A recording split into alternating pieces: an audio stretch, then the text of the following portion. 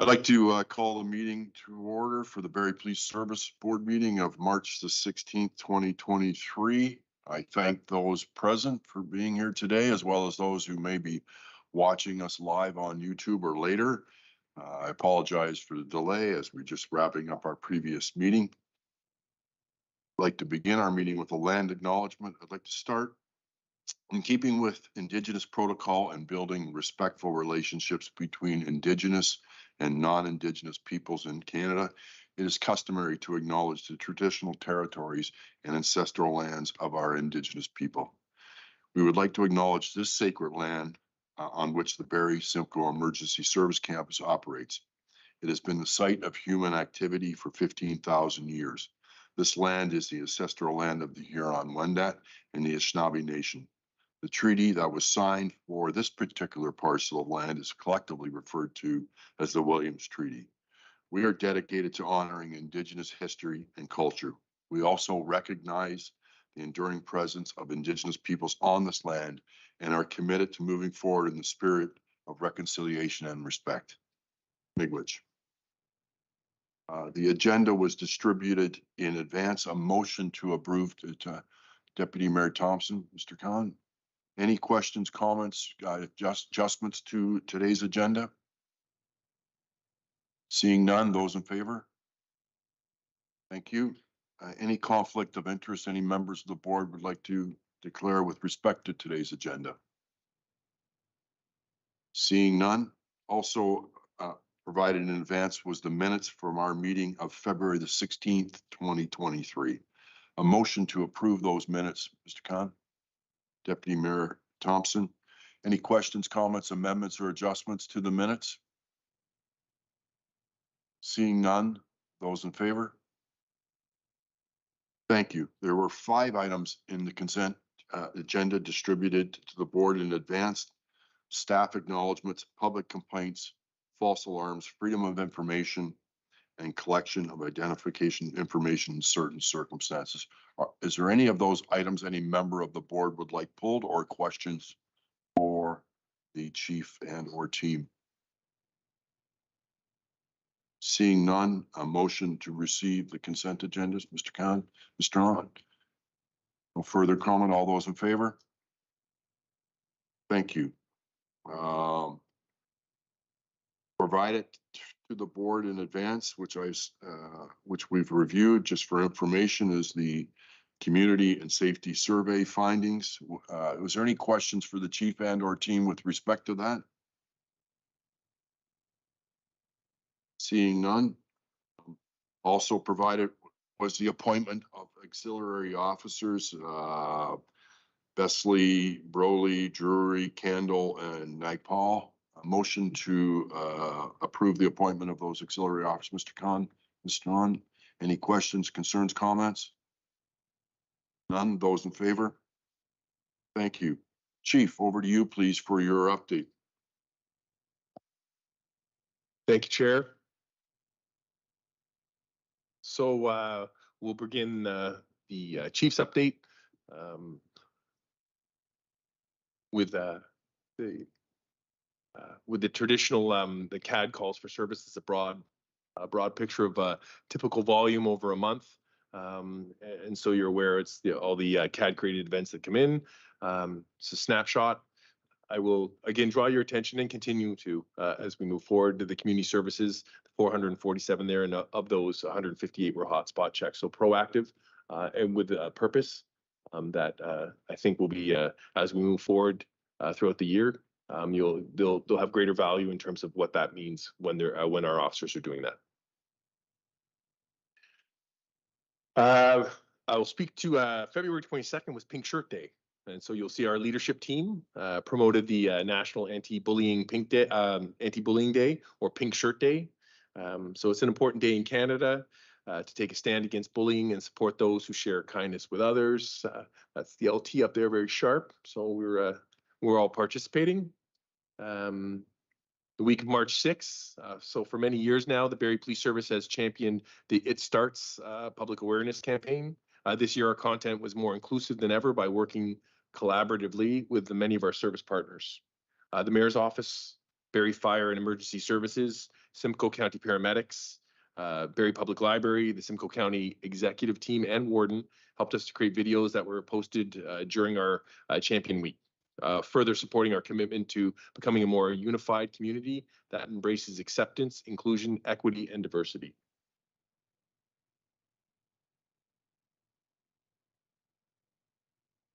February 25th, the Mosaic of Black Culture event. So it was a pleasure to spend the afternoon that was organized by Making Change with Debbie Opoku Mulder speaking to our local Black history, and Pan Faya performing his incredibly powerful and traditional Caribbean music. I'd like to draw your attention to the bottom picture there on the left.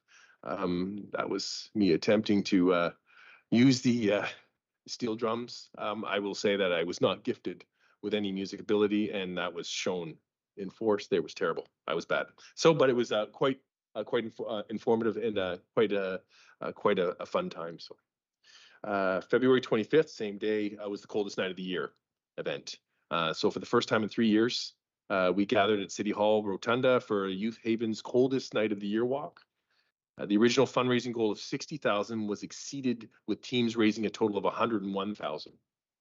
Youth Haven provides youth experiencing homelessness and at-risk youths with powerful supports through their programs and services. I look forward to seeing the rebuild of the Youth Haven facility set to begin later this year. As this emergency shelter not only provides a safe place for our Barrie youths, this is Simcoe County's only emergency shelter for youth experiencing homelessness.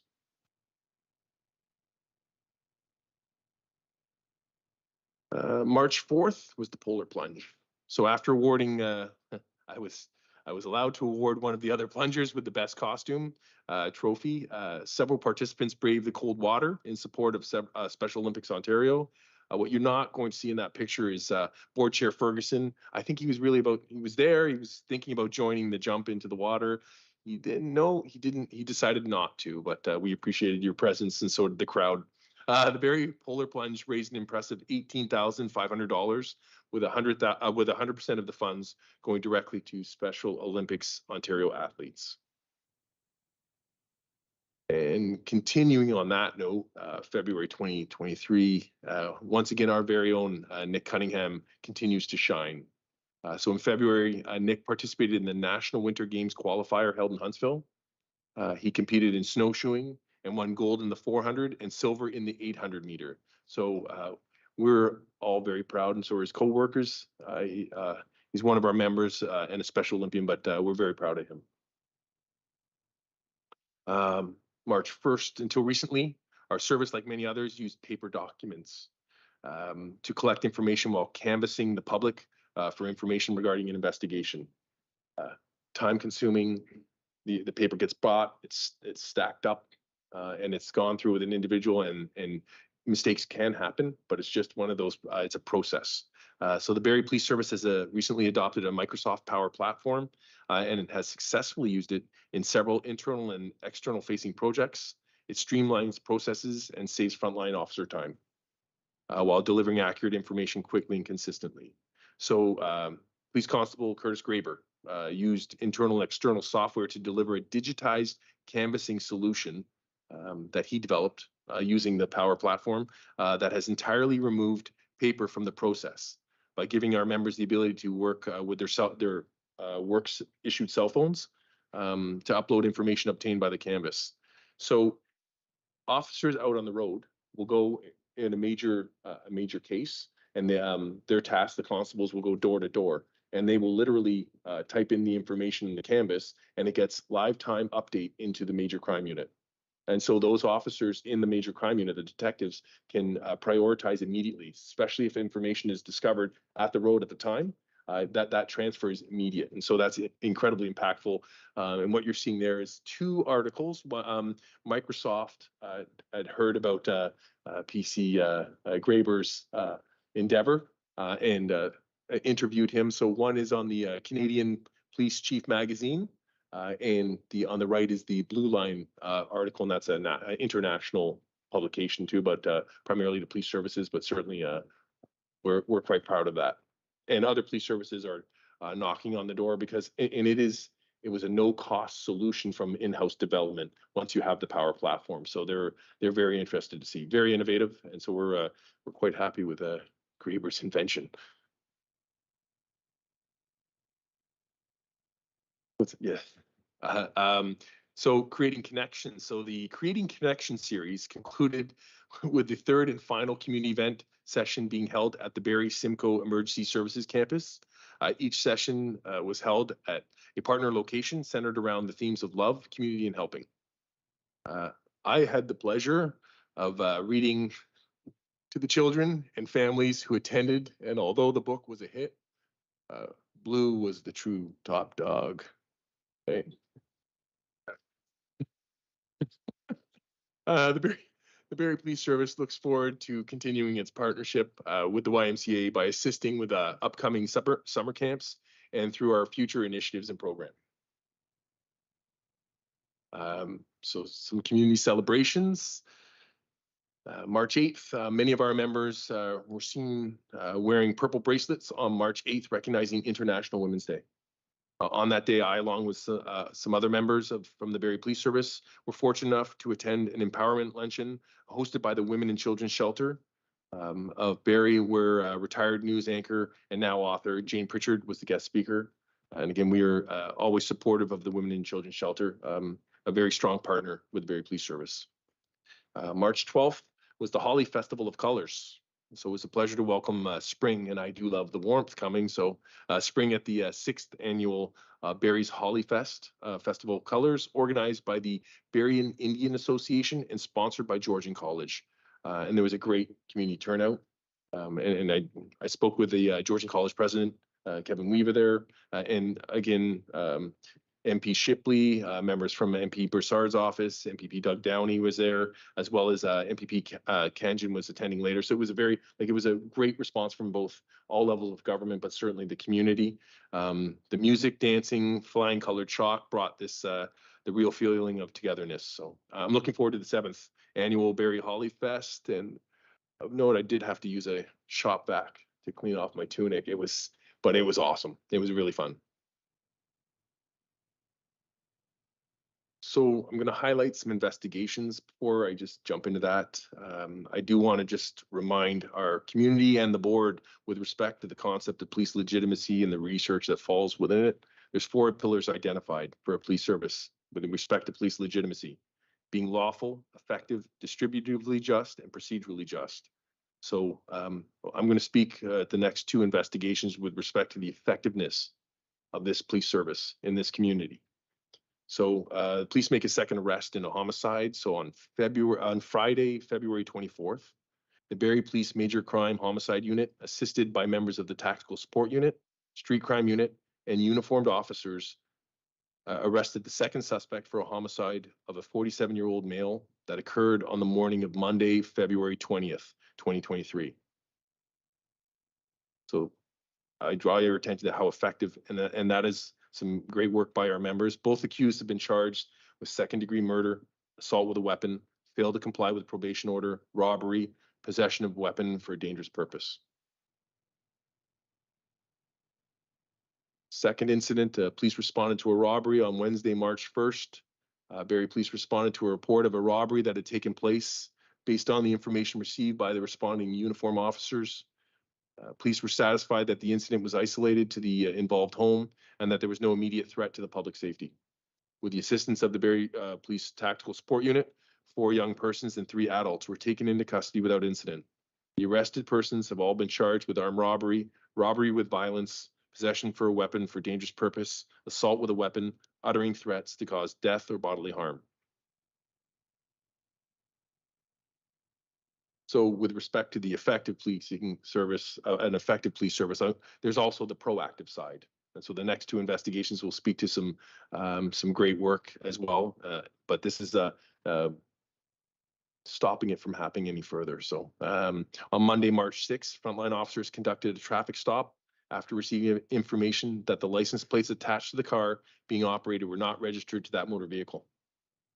Continued investigation led to the driver having been found in possession of a large quantity of crack cocaine, suspected fentanyl, heroin, methamphetamine, prescription medication, and a large amount of Canadian currency. The accused 21-year-old male from Toronto was transported to Barrie Police Service headquarters, where he has been charged with possession for the purpose of trafficking, 5 counts, possession of a Schedule I substance, 4 counts, driving while disqualified, and use plates not authorized. On Monday, March 13th, our officers conducted a traffic stop. It was determined that the validation on the truck being operated had expired. The traffic stop turned into a drug investigation. It resulted in 2 Barrie and area residents being taken into custody, and while doing so, each were found to be in possession of a fully loaded firearm, as well as a quantity of drugs, prescription medication, and Canadian currency. Barrie Police Service officers seized a significant quantity of cocaine, crystal methamphetamine, heroin, and prescription medication that was destined to be trafficked on our streets. Weapons also seized in addition to the firearms included a set of brass knuckles. The accused males face a combined total of 32 criminal, drug, and Provincial Offence Act charges. We are a public safety organization that includes law enforcement. A note to those of you that would peddle their poison here and take advantage of our most vulnerable. You are not welcome here. We will take all lawful efforts to identify you and hunt you down and bring you before the justice system. On a lighter note, so a volunteer opportunity. Our auxiliary officer recruitment, as we look at service delivery alternatives through enhanced community-based policing, growing our auxiliary unit will better support our frontline officers and our community. Whether you're looking for a volunteer opportunity or you hope to gain some useful experience to one day pursue a career in policing, volunteering your time as an auxiliary officer can be rewarding on so many levels. Our auxiliary officers participate in many of our community events, perform traffic control duties, participate in uniform patrol escorts with our frontline, and many other duties as assigned. So if you or someone to our community might be interested, please visit the Barrie Police Service website to get more information on how to apply. We want to reflect our community, so please participate. And it's nice to have that cooperation and work with the members of our community. That, Chair, is the Chief's update for the month. Thank you, Chief Johnston. Any questions for the Chief on his update? I have one, Chief, just on the last slide. Briefly, for the public who may be watching, the auxiliary officers, is there a range of hours in a normal in a week that is required that, you know, someone may want to consider this position and not understanding what may be required? There's no minimum per week, Chair, but the more that they're able to come out, the better. We recognize, so these are individuals that are volunteering their time. Some of them have jobs, actually most of them. And so it's one of those where what they can give, we'll take. And I saw one of our auxiliaries walking out of the parking lot yesterday when I was leaving. They were on their way out to a traffic complaint spot where they were going to be highly visible and doing a show of a presence where we've had complaints on a non-arterial road. So the reality is it's so impactful in what they do. So there's no minimum in terms of a weekly time, but anything you can give, we'll take. Thank you. Mr. Hunt, please. Apologize for coming up with this now, Chair, but with regard to the presentation that referenced Officer Graver's invention, as you referenced, obviously there are some benefits to it that you described. Just by way of information, does this also assist with, for example, you mentioned timestamping or real time? But in terms of, are we utilizing other technology in terms of like digital ID and signature of where the information was found, when it was found? So does that help with mapping out where this information was found and who was providing it? And I guess also with the integrity of the collection of data. Can you speak to that? I certainly can. So no, and the question is, it's a good question insofar as there's the value of a digital platform is that if you are holding a handheld device, we know who's holding it when they're submitting that information. And so we know where and when you are, and there's GPS obviously on the phone. But it's also used as part of that platform, it can be used in a search manner as well. And so we're live time tracking. So everything is, it's stamped and it can be viewed from an external location. And I reference the search because we have our command room within the organization. If there's an ongoing search, you can actually see your searchers walking while they're doing that. And so and that was another app created by Curtis, or working with a number of platforms. So, but that canvassing app is incredibly impactful for looking for missing persons as well.